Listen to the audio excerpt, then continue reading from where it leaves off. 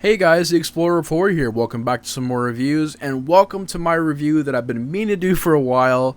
It was a film I seen a minute ago, and I always wanted to do a review on it because I thought it was an outstanding film from last year, and that is the 2022 horror film Smile.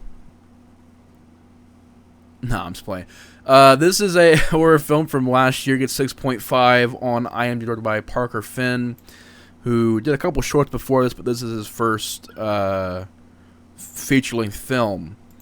And this is a movie that was quite a big deal last year. The poster was everywhere. I remember the whole year seeing teasers and trailers for this movie, and the poster was just everywhere, and everyone was hyped to see this film. And I think for the most part, it was pretty well received.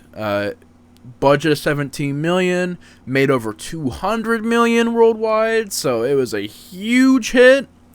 And I mean, this is just proof that last year was a freaking great year for horror.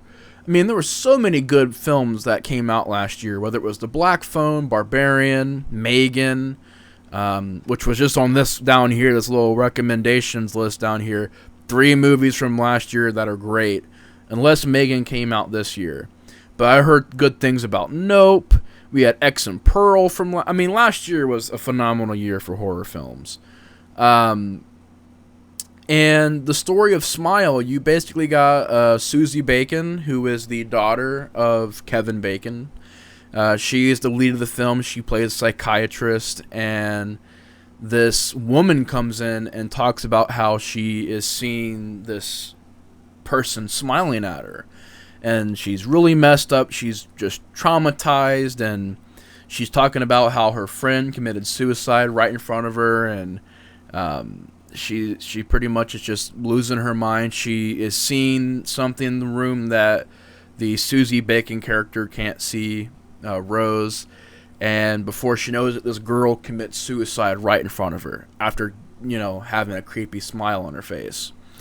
And Rose then starts seeing these creepy things, these warnings, and she realizes that she's cursed, and that in a certain amount of time, this thing is going to come after her. And she finds out that this demon feeds on trauma, and that eventually it'll cause her to kill herself in front of somebody else, and the chain will just keep growing. And I love curse movies. I'm a sucker for them. I love the idea of somebody being cursed and having to figure out how to get away from this, how to solve it. I'm a big fan of Ringu. I'm a big fan of Ju-on and The Grudge and all the Ring movies. I like curse movies. They're creepy. They're unsettling to me. And this film was probably my favorite horror film from last year. It was hard to pick because there was Barbarian, there was Megan, there was... just so many of them from last year, man. There was so many good ones. But this was probably my favorite horror film from last year. And I know some people were really shocked by that, because I was going all over Instagram and everything being like, my God, guys, this movie's fantastic. I love it. It's great. I pretty much love everything about it. And everybody was just like, well, for the most part, people agree with them. There were some people that were like, that movie's basic. How can you like it? It's a basic movie. And that's fine if people have that opinion. There's nothing wrong with that. But I'm over here like, if it's basic, is that a problem that a movie's basic? That's simple? I love basic movies. I think simple movies are the best because you can just watch them and turn your brain off. But this, it works. It totally works. Everything about this movie works, and that's why I'm a huge fan of it. It was written and directed by the same person, Parker Finn. I think he did a great job at writing and directing this movie. Looking back on it, are there some moments that I had problems with? Honestly, I don't really think there's any moments other than the ending. I think the ending could have been done a lot better, and could have been wrapped up a lot better. Let's just say that. I also think there are some moments that they try to be overly scary.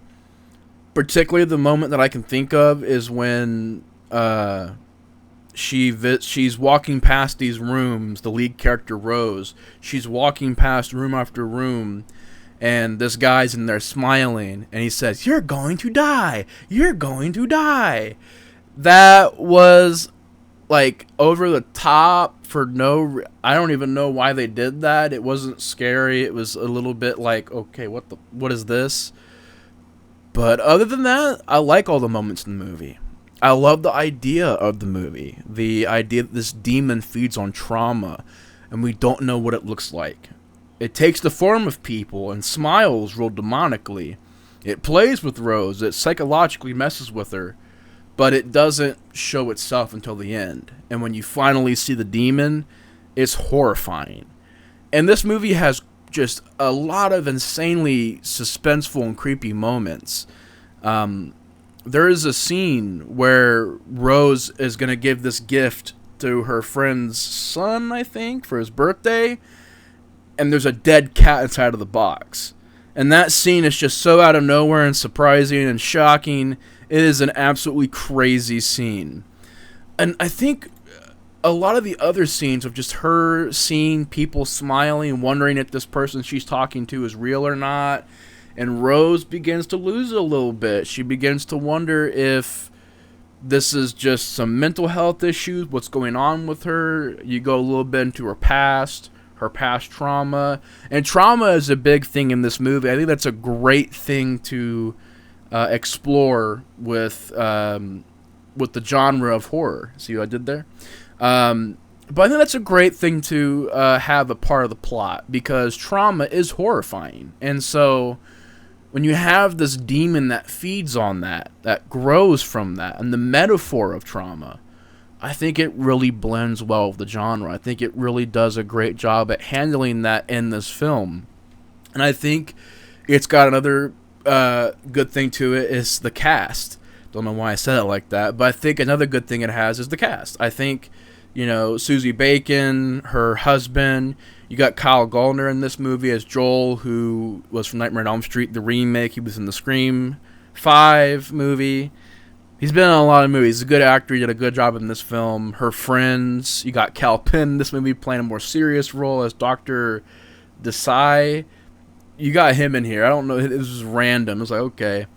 But you got a decent cast. You got a good story. You got some great acting by the lead character. You got Susie Bacon doing a great job as Rose.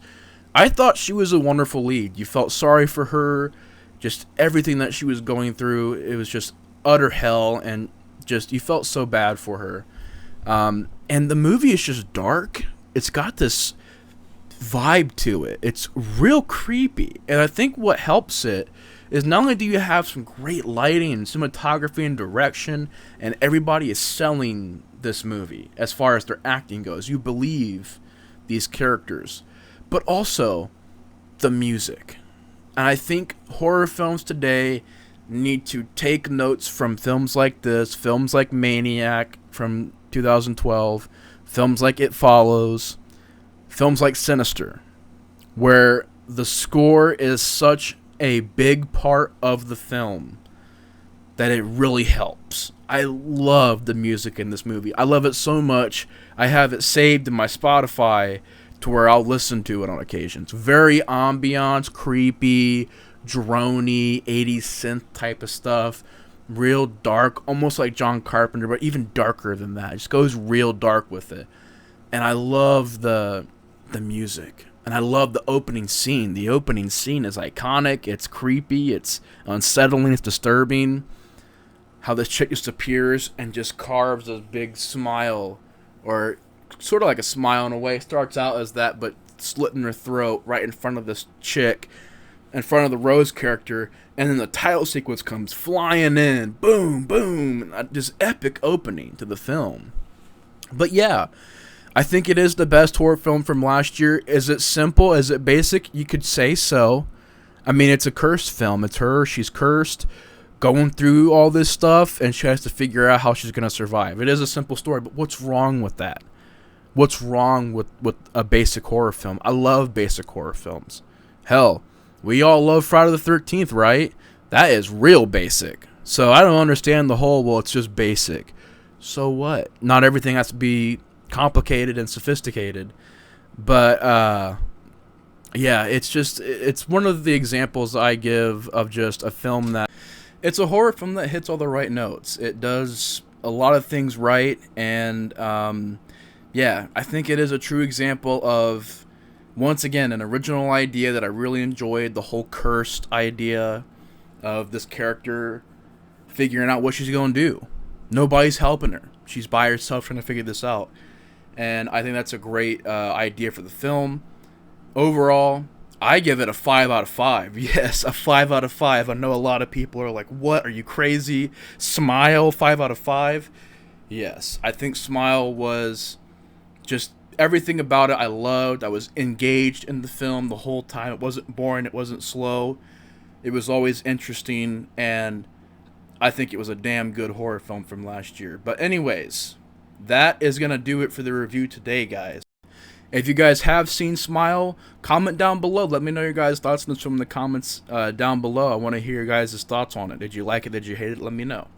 But anyways, that is going to do it for the review tonight, guys. Thank you guys so much for watching and all the support you guys have given me, and I appreciate it all. Thank you guys so much. But anyways, have a good night. Take care, and the Explorer of Horror is out.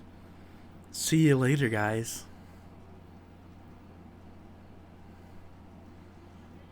Don't forget to smile. Later, y'all.